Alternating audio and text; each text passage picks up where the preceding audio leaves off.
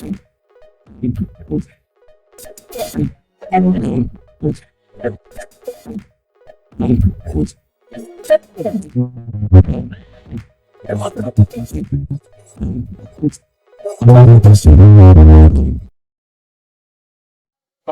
hey man, we're here at Triple Play with our buddy Marv back from Creation Association or Missouri Association for Creation. Better say it right? And, Marv, tell us about the penguin, man.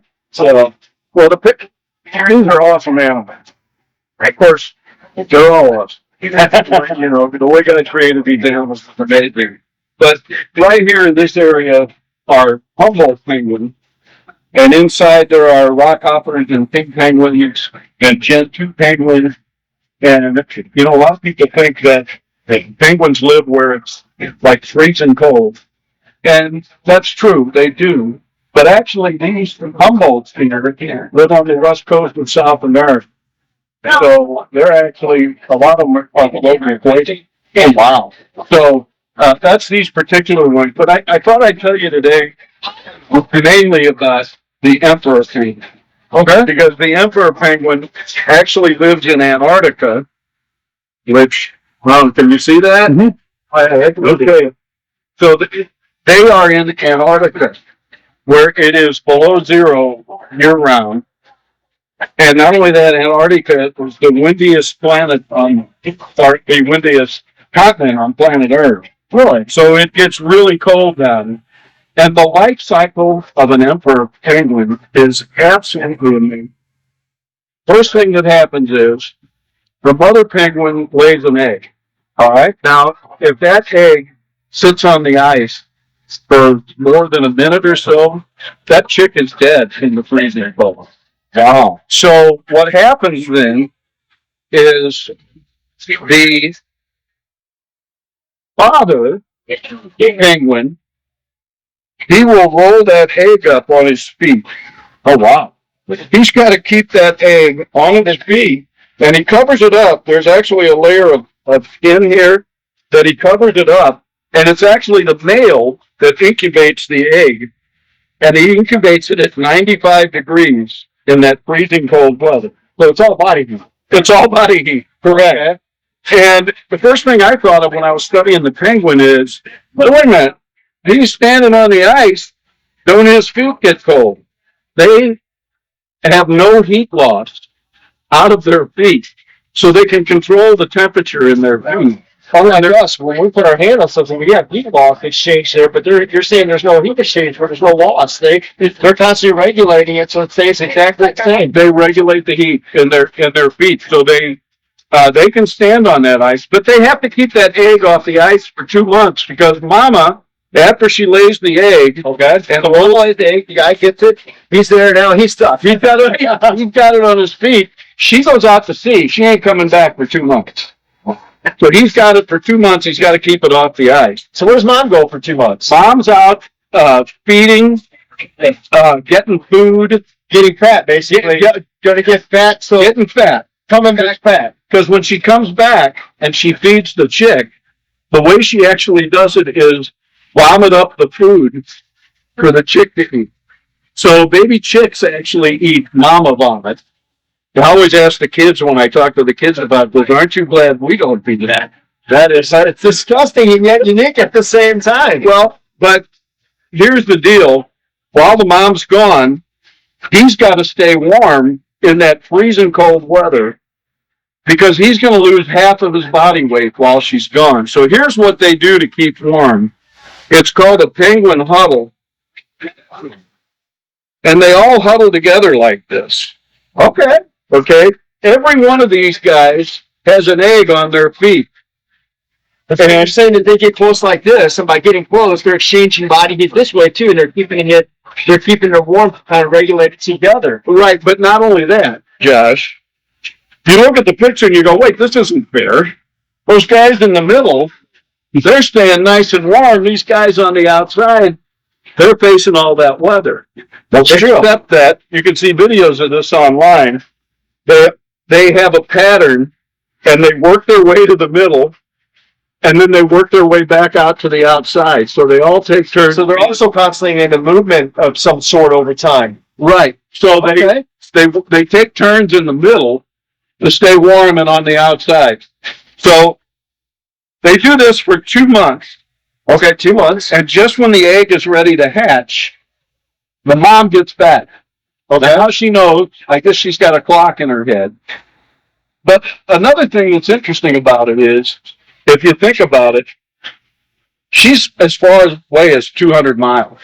Okay. And a penguin can dive up to 1,800 feet, which is the length of, what, 6 football fields. I was going to say, that is a long dive down if they can dive like that. Right. But of course, you're going to have to get through the ice layer anyways, because the food is going to be farther down, right? Right. Probably. Right. Not going to get warmer down there. Yeah. So, at any rate, they have several things in their body that allows them to do that, because obviously oxygen levels get really low when they're diving, but they have a special hemoglobin that regulates the oxygen. Okay. And they have solid bones, so that reduces tissue damage when they dive that deep. I mean, God, listen, our God thinks of everything. Okay. Yeah, I would think if you're going deeper too, you got to have the high density bones here. Otherwise, as you go deeper, the pressure of the water would start to crush you, right? Exactly. So you got to have higher density boners, right? Yeah, that makes all the sense in the world. But they can also shut down non-essential organ functions while they're diving deep. So they've got all kinds of. So mom's out to sea. Mom's out to sea, and they all those unique things that God put together, so she can go dive down and get all this food, get fat, come back and throw up all her food, little kids' food.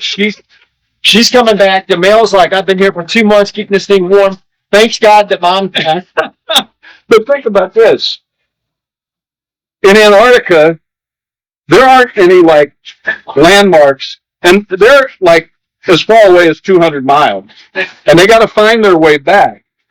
There's not. It's like ice and snow, and there's no landmarks. Yeah, it's not easy to find your way back. So scientists decided, we got to figure out how they can find their way back, because it makes no sense that they could be 200 miles away in nondescript landscape where there are no landmarks they can pick out. So they took a mama penguin, okay, and they put her in the middle of nowhere. And she found her way back, didn't she? Well, not only she found her way back, here's what they found out. She was going immediately the correct direction. Huh?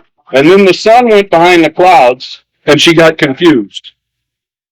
And then the sun came back out, and she immediately got back online. So they know it has something to do with the sun, but they don't have any idea what. So anyway, now Mama comes back. The baby's hatched. What? Mama takes care of the baby. Okay. The dad hasn't eaten for 2 months. Man, he's starving. He's ready. And his most movement he's gotten has been going in a circle to stay warm, right? Right. So he goes out to sea so he can eat. Meanwhile, she hatches the baby. Okay. And after the baby's born, they take turns going out to sea and eating and feeding and everything. Up, and then Mama lays another egg. The whole thing starts all over again. The whole process starts back over. So how often do they lay eggs? About every 4 or 5 months, 6 months? Yeah, it's somewhere in that vicinity. Okay. Somewhere in that vicinity. And then the whole mob gets together, and the dad keeps the egg on the feet. The whole thing starts all over. They all have eggs at the same time then. Right. Dude, that's another thing that God had to make, where they all biologically kind of have eggs at the same time. Otherwise, if they don't, they're not in a huddle together, right? Well, and they have an actual breeding ground. It's called a rookery. And Okay. it's a breeding ground where They know where to go to mate and to have these eggs. right. Unreal. What a God. But some other things about penguins that are neat. First of all, their feathers are waterproof.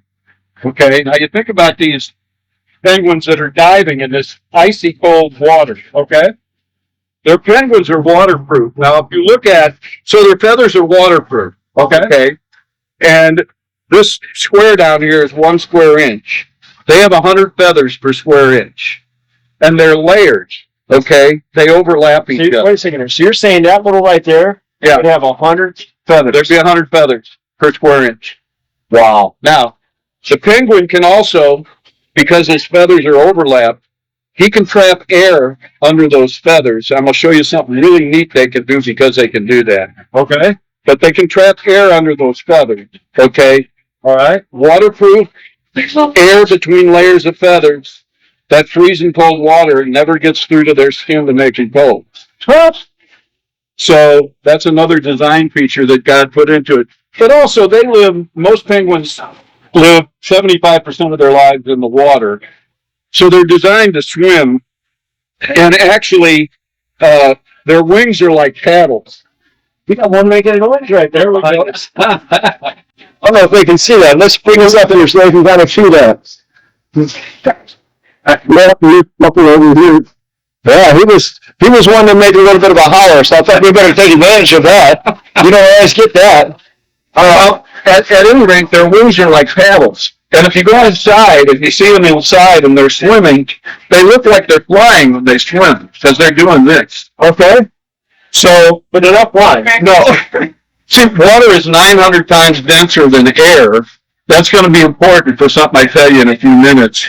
But they have the strongest muscles of any bird, and actually, because they swim so much, okay, and they get exercise, a penguin could actually break your leg with a wing. Really? That's, according to everything I've read, that's the case. That is, and they're torpedoes in muscle. Their body is shaped like a torpedo. But again, I mean, you think about it, that they have to have a lot of muscle because if they're diving down that deep, right, you've got to have something that's going to give you some massive thrust to go down that deep, right? Right. Again, because your body still has to be able to come up, which means it has to have enough air or oxygen within the hemoglobin to pull it back up, right? Right. So, right. Now, here's what they do with that air that they trap under their feathers. Okay? So when they're trapping air underneath the boat. Well, no, not exactly. But okay, like the mama, when she goes out and she comes back, okay, and now she's got to get back up on the land. Well, these guys here, it's all designed so they can just walk up onto the rocks and get out. Right. I think about these penguins in Antarctica, right? And you got ice that's this high, and they're trying to get out of the water. How do they get out of the water?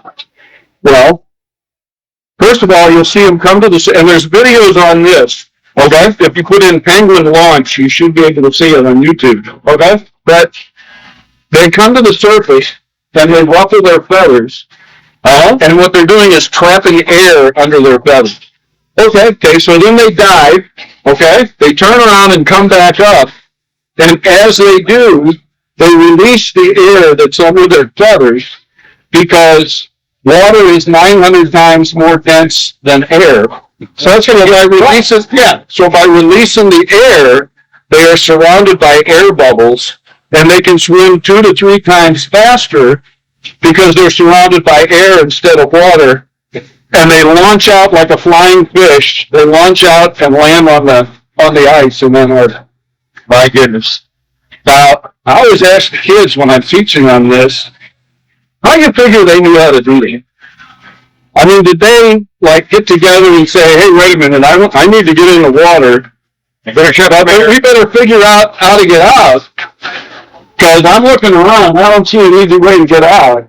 Yeah, I mean, the fact that they can thrust up and they get over the, half a foot, several feet of ice, that's amazing. So it's an interesting video to watch. You can see as they're swimming up, all of a sudden you'll see the air bubbles released, and then they shoot out of the water. Wow. Absolutely an amazing animal. That's incredible. Incredible. Never knew that. Well, you're going to hear a lot of things today you never knew. I love it. I love it. Yeah, hold on here. Let's see if we can catch a little bit here.